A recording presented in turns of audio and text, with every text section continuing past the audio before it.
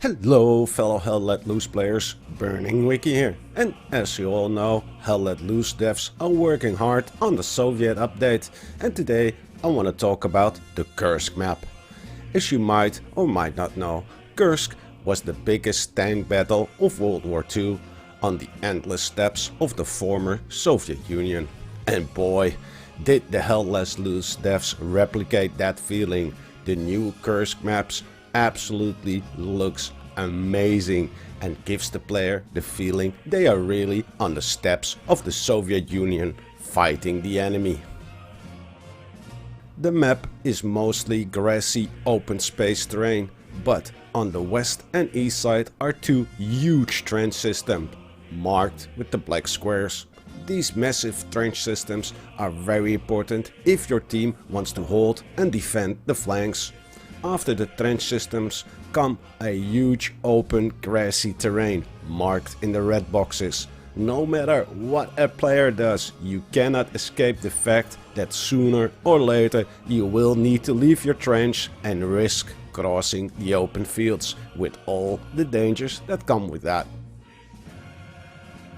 The Kursk map lends itself very well to tanks, anti-tank guns and snipers. In fact, it is perfect for them. The huge open spaces with hardly to no cover on them gives these classes an excellent field of view and fire from far away. If a team manages to take control of a trench system on either the east or the west side, the anti-tank and the engineer can really fortify the position to make it even harder for the enemy to take it. A bunker with a heavy machine gun and an anti-tank gun on the top of a hill in front of a trench system will almost make it impossible for the enemy to take that position. Also, an engineer placing anti-personnel mines at junction points in the vast trench system will be a very effective way from stopping the enemy from advancing, since no one will want to leave the trench in fear of getting shot instantly. The center of the map consists of a long road going vertical that goes by a few villages and windmills. It is really hard to hold the center of the map. The house-to-house fights are brutal, and time again our attack was stopped by massive tank and Katyusha rocket fire and fierce Soviet resistance from inside the farmhouses. The best tactic, as far as I can tell, is to try to flank the enemy with the help of a tank and artillery support and take control of the trench system either in the east or the west of the map. The other major natural and man-made obstacle on the Kursk map is the horizontal road. In the east you have a small hill with some farmhouses and windmills on top of it, and on the west side it is just open grassy terrain with some rolling hills. The only way to get into the enemy trench system is to go from the flanks and hope one or two squads can force their way in. And then there is a new sound that all players fear, and that is the sound of a Katyusha rocket attack on your position. It is absolutely terrifying. The Hell Let Loose dev team really knows how to put fear in its players by using excellent sound effects and graphics. The landscape has a lot of open terrain with rolling hills, so for tank crews I would suggest taking control of a hill on the side of the map and then take long range shots at the enemy, keeping an eye out for enemy tanks that might want to do the same. The number one struggle on the Kursk map is the fact that it is such an open map with hardly any cover on it, so making a garrison or an outpost that is in cover is extremely hard. In all the games I played, squad leaders who had absolutely no other choice made garrisons in the middle of an open field or another really risky spot, but that was not because that the squad leader was a new player, but simply because they had absolutely no other choice. And here are some of the changes that were added to the game I noticed while playing. Number 1. Every time the commander does something, it is printed in the chat, and that is extremely annoying. I caught myself looking at that chat every time I saw it move, thinking somebody was reporting an enemy or something else, but nope, it was just the commander's chat spam bot. As you can tell, I do not like this change. Number 2. Tank shells sound different and more beefy. Tank shells now also have new near miss, flyby and bounce and penetrating sounds. And they all sound very nice. And the third thing I noticed that was changed is the OP. They are now plus minus 50% smaller and they broadcast messages or propaganda. And this is a change I really like.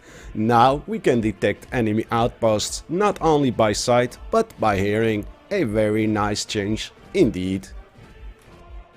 From the few times I played the new Kursk map, I think battles are even harder and more brutal than say on Foy, because enemy tanks on the new Kursk map can hide in the tall grass or behind rubble and shoot you from far away, whilst on Foy they can do the same, but because of all the white snow and lack of cover they are more easily spotted.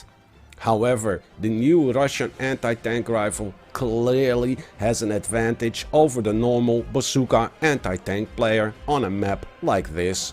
The normal anti-tank player that has a punchy shrek will have a very hard time getting close enough to an enemy tank to actually put a rocket in it, whilst the Russian anti-tank rifle is just an oversized sniper rifle without a scope that can shoot from a few hundred meters away. The other weird thing is that the anti-tank rifle can actually penetrate a Panther and a Tiger tank from the side and the rear, which is something that never happened to the Tiger tank in World War II. The armor is just too thick. And the Panther tank in real life had a weak spot at the front right and left side just above the drive sprocket. The Germans fixed this weak spot by giving the Panther tank side skirts. I guess it is a matter of compensating. The Russians need an anti-tank class that actually is useful, and the Hell Let Loose devs made it too realistic. The Russian anti-tank player would be useless against all the tanks except for the light ones. All in all, the new Kursk map is a beautiful but brutal map at the same time. I personally love these huge trench systems that squads are fighting for. The new Russian tanks and weapons all seem to be balanced. Perhaps they need a little tweak here or there, but overall they seem to be balanced according to the rest of the game. The automatics weapons with the big drum magazines the Soviets have are not as good as anticipated. These weapons have such a muzzle flash, it is hard to see what you're aiming at, and they also kick like a mule, making it even harder to aim. These weapons are more spray and pray than actually aiming and squeezing the trigger. Good for close combat up to say 40 meters away. After that, the new Russian automatic weapons are just all over the place. I have to say, as always, the Hell Let Loose dev team outdid themselves with the map design again. The map really gave me the feeling of being on the Russian steppes fighting probably one of the most famous battles of World War II. Well, that is all for now, guys. Share your thoughts below. I hope you all liked this video, and if you did, then please leave me a like. And if you want to stay updated about everything Hell Let Loose and all things gaming, then stay tuned right here on Burning Wiki and subscribe to the channel. I try to make at least one video a week.